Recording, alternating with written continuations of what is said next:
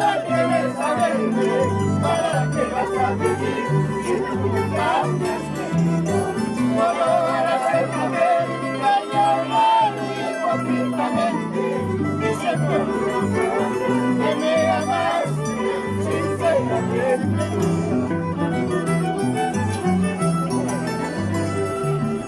Ayer hablé con el hombre que tiene el pelo para que juegue y con paz y canciones que no se han dado.